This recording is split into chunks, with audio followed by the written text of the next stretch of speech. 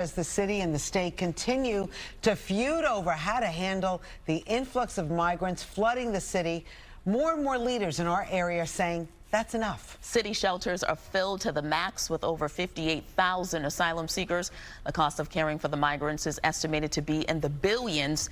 And now protests over the placement of migrant shelters continues. Earlier this week, a rally on Staten Island against converting Fort Wadsworth into a shelter for asylum seekers. And yesterday, there was a protest in Brooklyn against plans to house migrants at the Floyd Bennett Field. Everybody's coming together this morning. We're talking about this crisis with leaders on both sides of the aisle. This is rare when people on both sides of the aisle come together and say, we got a problem. Assemblymember Jaime Williams, nice to see you, a Democrat from Brooklyn, and City Council member Vickie Paladino, a Republican from Queens.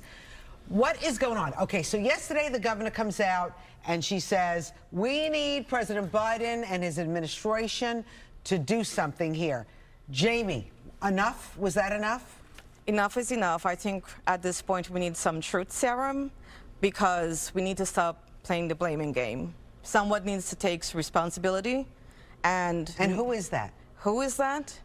Well, our governor keeps coming out and making all these comments, and up to this day has not reached out to me or my colleagues in the neighboring district, Stacey Fefer-Amato in the 23rd Assembly District. City Councilwoman, I mean, the governor stopped short of asking the president to declare basically a state of emergency. So whatever she said yesterday, does it do anything? Does it make any changes here? No, absolutely not. Once again, we're playing the game of kick the can, okay? We're playing the blame game. This is what this has been all about from the beginning. And you know, they make it about money and they make it about all of this. Let me tell you something. Money isn't helping this problem. Leadership is failing, and this is where the blame lies. The blame lies in leadership.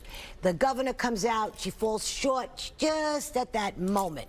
When she could really turn the tide on this, she pulls it back, okay? And then she wants us, New York City, 5 boroughs, to continue to shoulder what we've been shouldering over the last, 6 months, 8 months, a year almost now?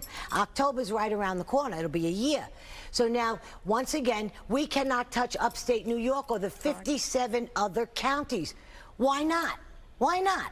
Why is it good for us, but it's not good for upstate New York? Assemblywoman, I want to talk to you because you held a rally last night in Brooklyn. Yes. In regards to plans to house migrants at the Floyd Bennett Field.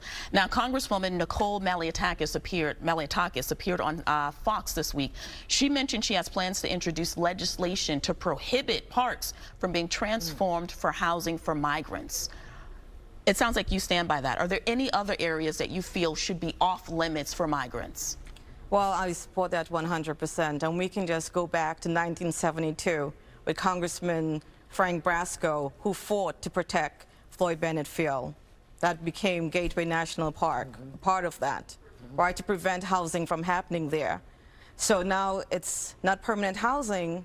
They're using the word temporary. What does it mean by temporary? Is it 45 days, 60 days?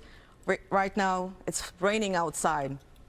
It's a mess in Floyd Bennett Field. What does it look like? Water everywhere. So are we going to put up tents, take them down? People are in shelters. People are in shelters. So we're going to take them out where have all the amenities to put them in a very isolated area that's a transit desert that has nothing, 2 miles away from the nearest business. Well, let's talk about that because New York, we all know this, and you both know this more than anyone, that we have a housing shortage. Right. So how do we go from adhering to the right to shelter law, moving migrants and New Yorkers who need help from temporary cots and makeshift shelters to actual permanent housing? How do we do that? We don't. So long as we keep taking in the migrants at the rate that we're taking in migrants, okay, this is never going to happen. Our people are being shortchanged. You know, the governor also mentioned the housing vouchers. So now we're going to talk about housing vouchers too? Come on. So we're going to neglect our low-income New Yorkers. You know, there's a new buzzword. The migrants are now being called the new New Yorkers. Who made that? That was yesterday. That was yesterday. That new buzzword. There's lots of new buzzwords. They come out every couple of days. Well, how many years do you have to be here to be considered a New Yorker? Right, I don't know. Exactly. I don't know. Okay. Probably we should just start singing a New Yorker. But seriously, I mean, the situation is this. We're seeing them on the streets. That's correct. What's it like? What are you two seeing? Well, what I see in my district, I have, and I can't even imagine when they get to these numbers like Creedmoor, 1,000. I have got a parochial school which was bought over by the city of New York, which was going to be my first public high school in decades. So they took St. Agnes site and they made St. Agnes into a respite center. Now, they call them humanitarian centers. Well, there's nothing very humanitarian about what's going on. So I've got, in a tiny little town, okay, right in the heart of a residential district, across the street from a senior center, a middle school on the other side, elementary school 3 blocks away. I've got 300 to 400 adult men and women all over, sleeping in backyards, drinking, smoking pot on people's front steps. Imagine. Do you have video of this? Yes, I do. I have got my people reporting to. I'm there every day. Have you let the mayor know this? Of course. Oh, yes. Has he responded? Yes. They have given me extra police security, but the police can only do so much except to, you know, move them along. You know, I have a picture of a girl shooting up in a bunch of... But do we know if that's a migrant or just somebody in the area? Because I know my area, Roseanne, let me tell you something. It is the influx of the migrants. These are migrants. They do not speak any English whatsoever. I have gone up to 2 of them yesterday, and they were not, you know, I went up to them, and they were smoking a joint the size this big and this fat. And they're sitting on the ground, on the curb. Come on. Assemblywoman, how much is this costing? We already know the state gave the city something. I mean, is it an endless budget? I know when I want to do something, I say I can do it, I can't do it. But it seems like the state is like writing blank checks. Well, what's mesmerizing is that our governor is finding this money after we just went through an entire budget fighting to get resources in our community, resources for other entities, and here we are. Money's coming in from who knows where. Where's it coming from? Well, they were given $1.5 billion. Now, that's what they're giving us down here in the city. Do you know that the governor declared a state of emergency here back on May 3rd?